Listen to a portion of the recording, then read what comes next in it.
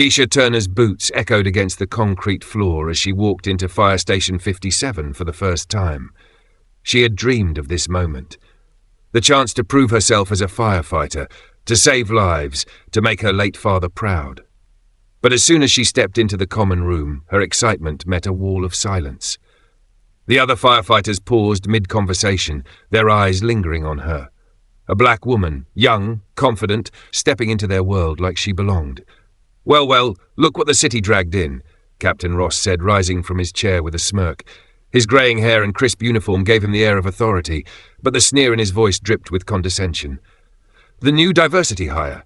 What's your name again? Keisha? Tasha?" "Keisha Turner, sir," she replied firmly.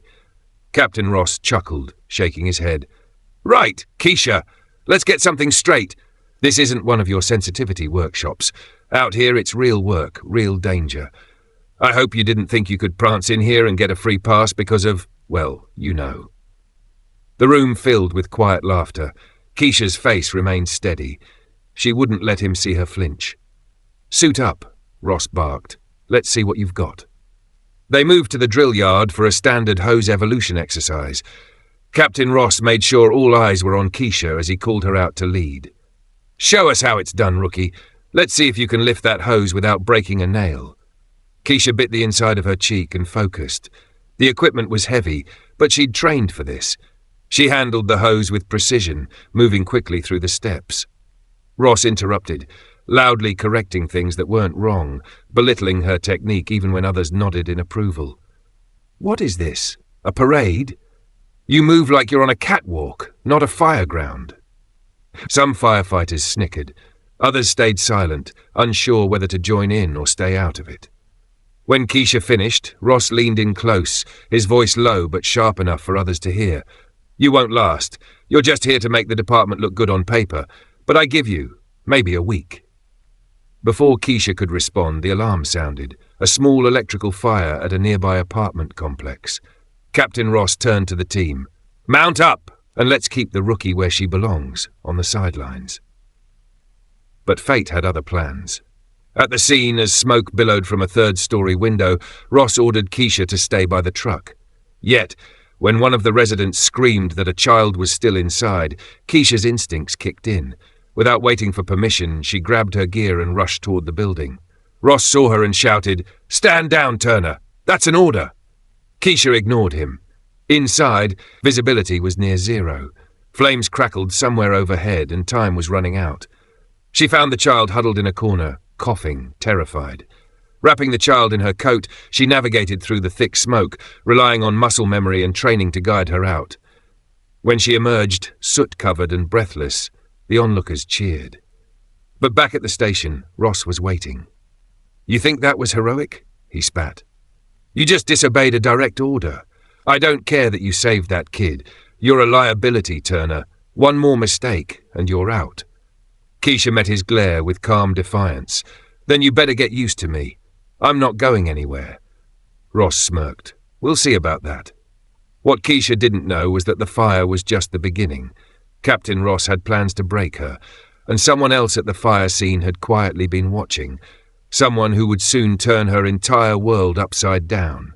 Keisha Turner stood tall as Captain Ross stormed off, his threat lingering in the air like smoke after a blaze. The station's atmosphere was thick with tension. Some firefighters avoided her gaze, others whispered behind her back. But one thing was clear, Captain Ross wasn't done with her.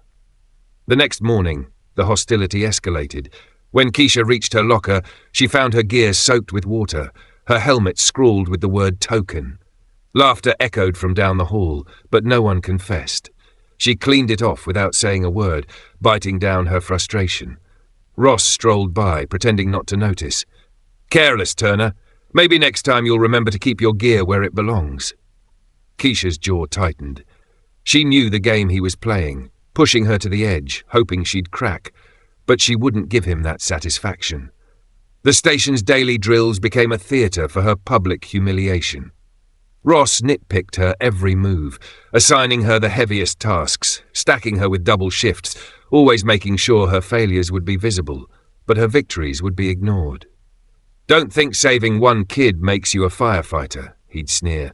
You're still a liability, still the weak link.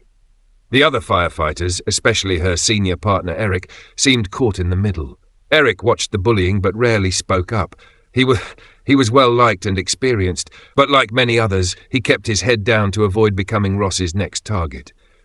Keisha fought to keep her composure, but inside, she was burning. One afternoon, during a community safety event, Keisha helped a group of children try on junior firefighter gear.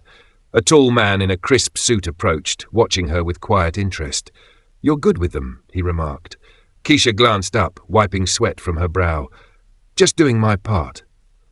"Does your department appreciate that?" he asked, his tone calm but layered with meaning.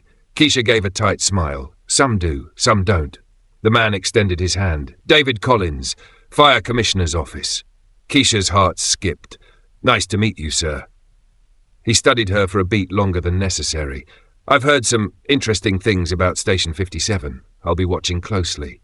Before Keisha could ask what he meant, he turned and walked away, leaving her with 1,000 unanswered questions. Later that week, the breaking point came. During a late-night fire at an abandoned warehouse, Captain Ross deliberately set her up to fail. "Turner, you're on point," he ordered, assigning her to lead the entry team through the most dangerous section. Keisha hesitated.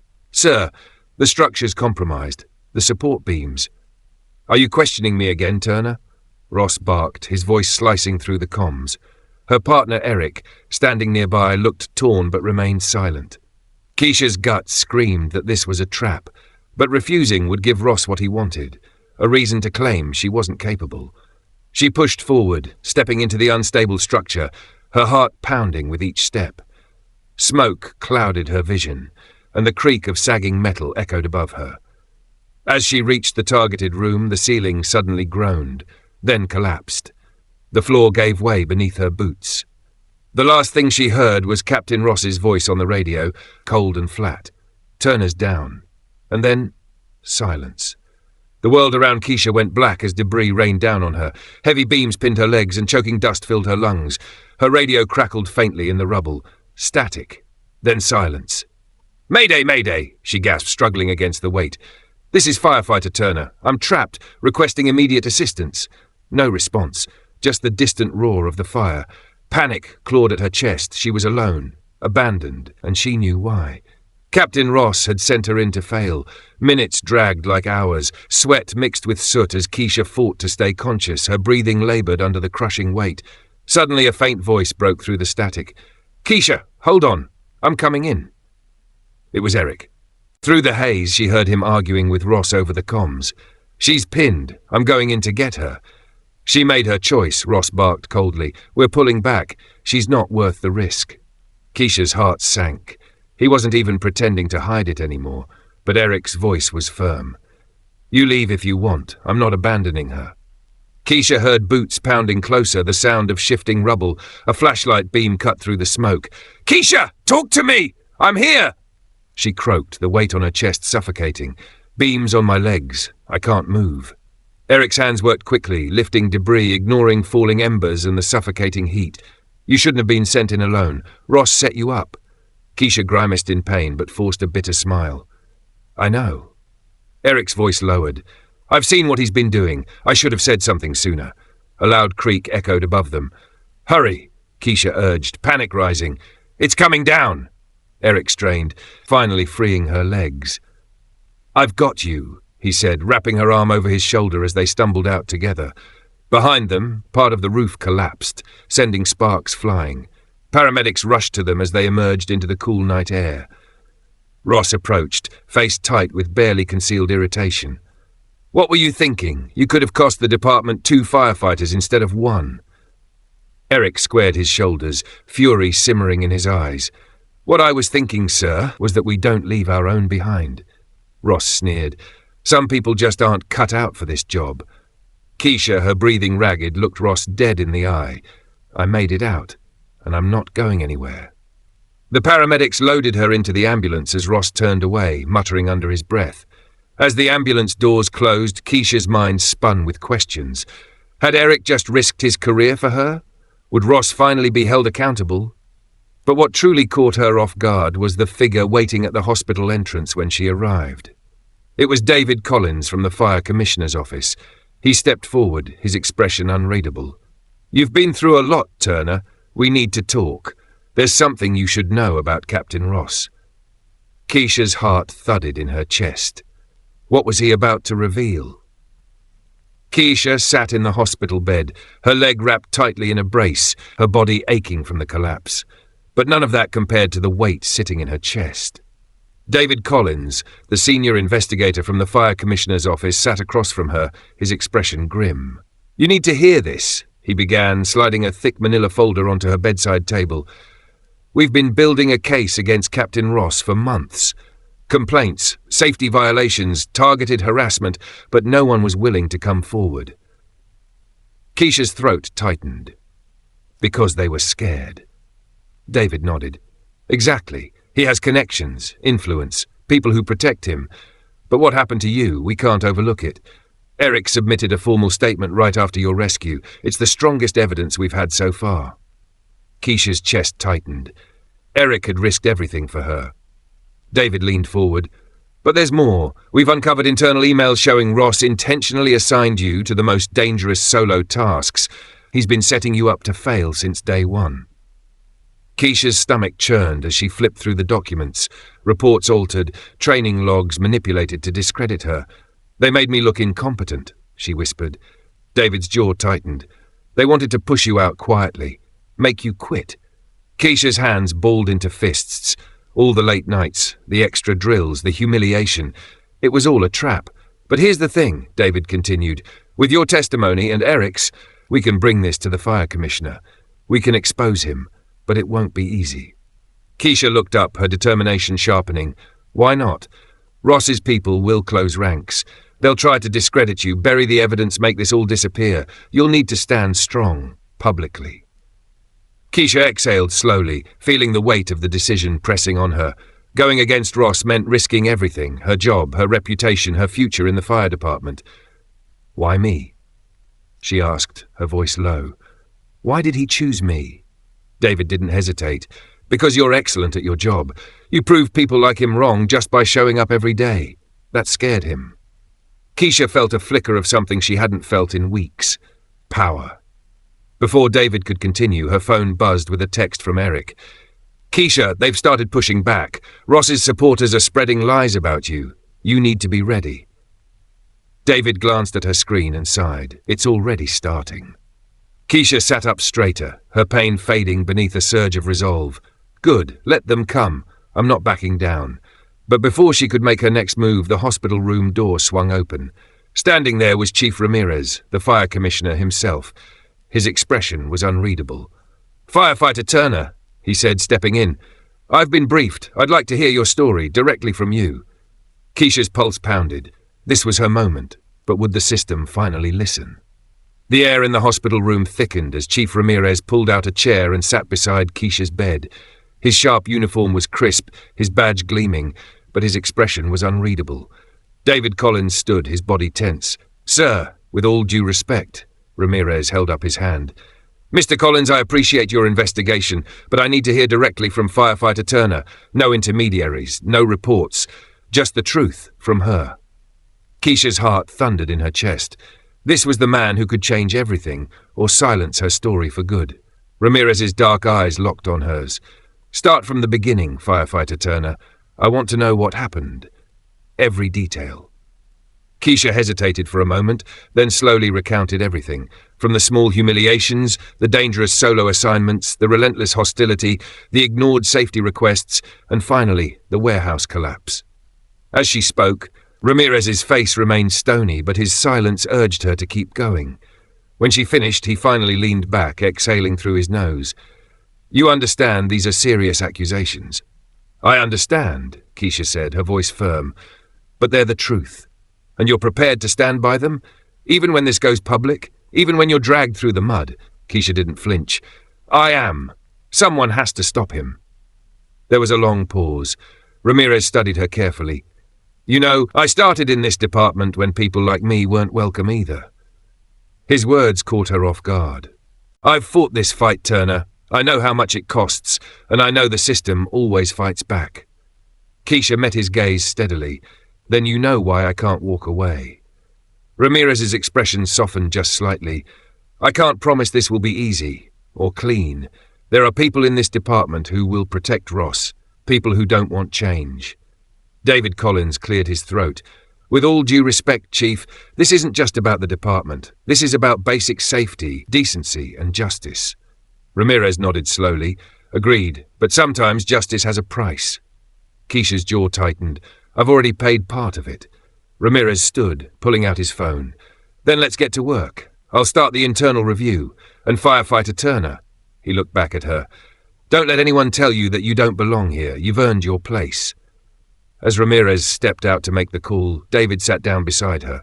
"That went better than I expected." But before Keisha could respond, her phone buzzed again.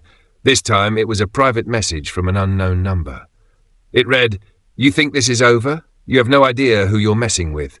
Back off now, while you still can." Keisha's grip tightened around her phone. The fight was just beginning. David leaned in.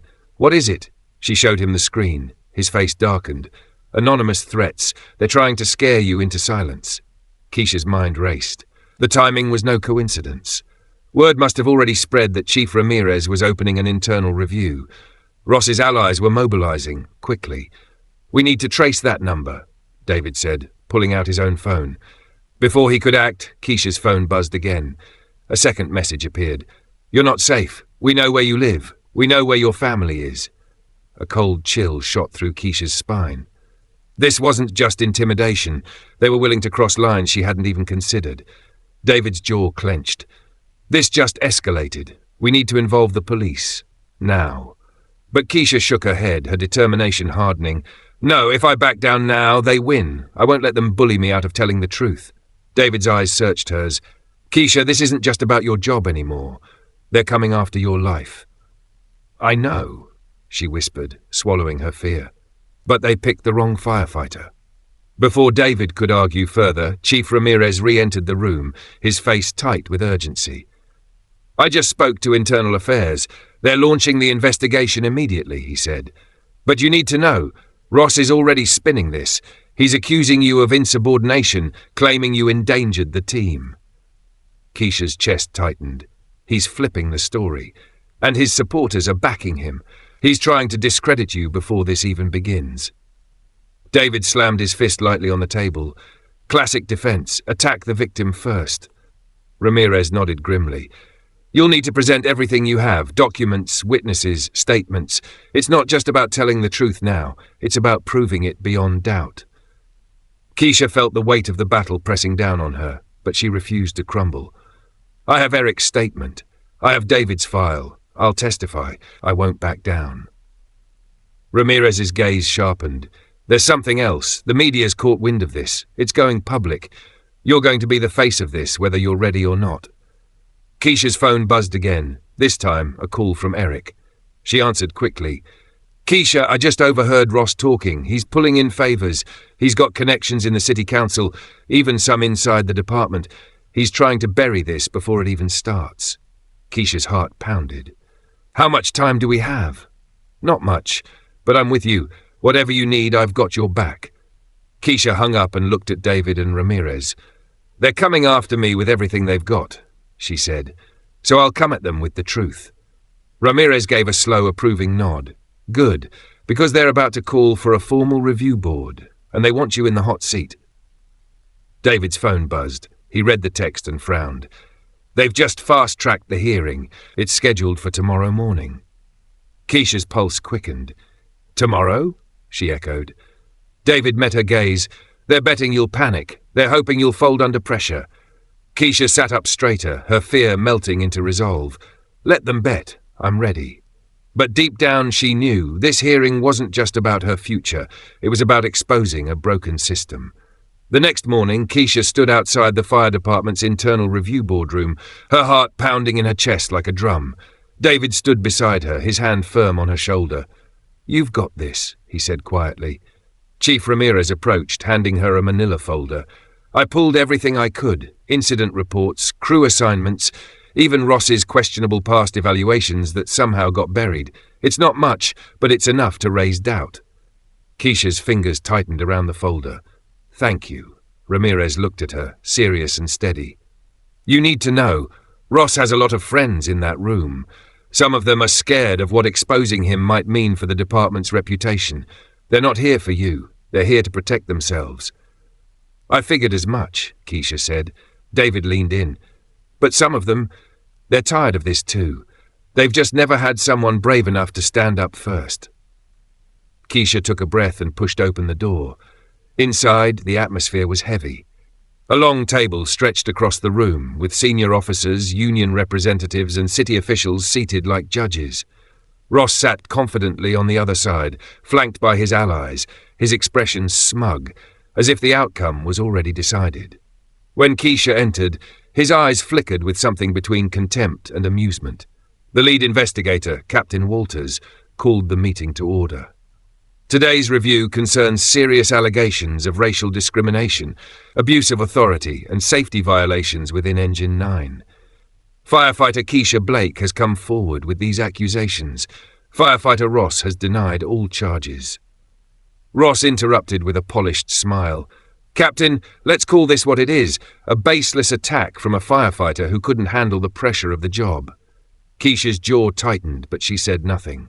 She had her moment coming.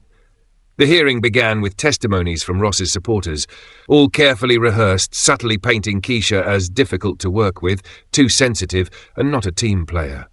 They emphasized unity and tradition, sidestepping the substance of her complaints.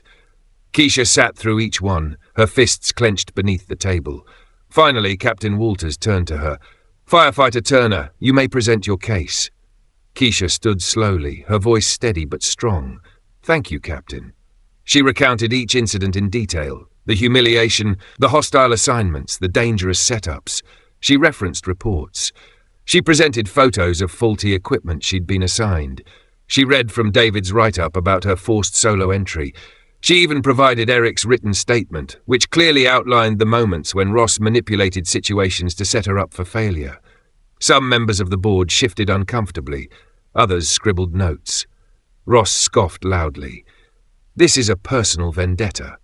Keisha turned toward him, her voice cutting through the room like a blade. "Personal? I didn't ask to be targeted. I didn't ask to be humiliated in front of my team. I didn't ask to be assigned life-threatening tasks without backup. But I did what I was trained to do. I stood my ground, I did my job, and now I'm standing here to tell the truth." Silence. Walters adjusted his glasses. "You mentioned a pattern of discrimination within the department. Do you have evidence beyond your personal experiences?" Keisha opened Ramirez's folder and laid out the suppressed evaluations, documents showing complaints about Ross from other minority firefighters that mysteriously never made it past initial review. "I'm not the first," she said quietly. "I'm just the first who refused to leave quietly." A murmur spread across the room. Ross's attorney objected, but the board members were now visibly unsettled. Captain Walters leaned forward. "We will need to verify these reports." "You should," Keisha replied. "Because the truth is, some people have been protecting Ross for years, and every time they looked the other way, they told people like me we didn't belong here." Ross's face reddened, his composure cracking. Before Walters could move to adjourn, one of the city council members spoke up. "Firefighter Turner, if everything you've said is true, you've exposed more than just one bad officer. You've exposed a broken culture." Keisha met his gaze, unflinching. "That's exactly what I came here to do." Walters nodded. "We'll recess for deliberation." As the board filed out, Ross shot her a venomous glare. "You think this changes anything?" Keisha stepped closer, her voice firm. "It already has. You just haven't realized it yet." The room was heavy with silence when the review board returned. Keisha sat upright, every muscle tense, David's quiet presence steady beside her. Across the table, Ross lounged in his chair with his arms folded, his smirk returning as if he'd already survived the worst. Captain Walters cleared his throat and began reading the board's decision. "After reviewing all evidence, testimonies, and supporting documents, this board finds that Firefighter Ross engaged in conduct unbecoming of his rank, created a hostile work environment, and demonstrated repeated patterns of racial discrimination and endangerment of a fellow firefighter." Ross's head snapped up, disbelief flickering across his face. The board further finds that the fire department's prior handling of similar complaints lacked due diligence, contributing to a culture of silence and systemic bias. A ripple moved through the room. Keisha's breath caught in her throat as Walters continued. As a result, Firefighter Ross is hereby dismissed from service, effective immediately. Ross surged to his feet. You can't do this to me. I've given 20 years to this department. Walter's voice was cold and firm. Your time here is over. Security will escort you out. Ross's allies exchanged nervous glances, realizing the shield of protection he once enjoyed had crumbled in front of them. As Ross was led out, his glare burned into Keisha, but she didn't flinch. She had stood up. She had survived, and now she had won. Captain Walters turned back to her. Firefighter Turner, your courage in coming forward has not gone unnoticed. This department needs people like you. Keisha met his eyes. This department needs change. It's not just about Ross. The city council representative rose. You're right. Which is why we'd like to offer you a new role. The fire department is establishing an internal diversity and accountability committee, and we believe you're the right person to lead it. Keisha blinked, caught off guard. You'll have direct influence on recruitment, policy reviews, and training to address the cultural rot that's taken root here, the councilman added. David nudged her with a quiet smile. You always said you wanted to make a difference. Keisha stood slowly, her voice steady but filled with emotion. I'll do it. Not because I want a title, but because I want to make sure no one else has to go through what I did. Applause broke out, some tentative, others genuine.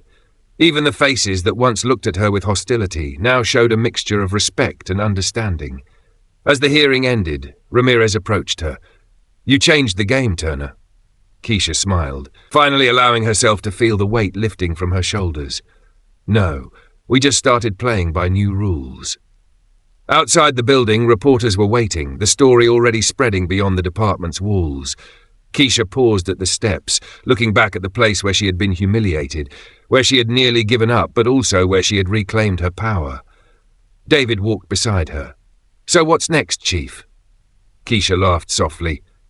Next, we build something better. She stepped forward into the flashing cameras, her story no longer hidden, her voice no longer silenced. The firehouse would never be the same again, and neither would she. Lessons learned from the story. Discrimination can exist anywhere. Even in life-saving institutions like the fire department, bias, hostility, and racism can persist. It's a reminder that no profession is immune to prejudice. Your worth is not defined by others' opinions. Despite being humiliated and doubted, Keisha stayed focused, proved her excellence, and ultimately earned respect through her actions and integrity. Courage to speak up changes everything. It takes bravery to confront unfair treatment, especially in a hostile environment. Keisha's decision to stand her ground was the turning point in the story. Leadership can come from the most unexpected places. Authority isn't always about rank. It's about influence, character, and doing the right thing when it matters most. Karma has its way. Those who oppress and belittle others often face consequences they never expected. Justice finds its way, even if it takes time. Before you go, let's hear from you. Which moment in Keisha's journey touched you the most? Was it her quiet resilience, her moment of courage in the heat of battle, or the powerful karma that caught up with her tormentors? Drop your thoughts in the comments below. Your voice matters, and we love hearing your perspectives. If you're inspired by real stories of strength, courage, and poetic justice, don't forget to like, comment, and subscribe to Untold Touching Stories. We're building a family that shares life-changing stories. Your next favorite story is just one click away. Thank you for watching, and see you in the next powerful story.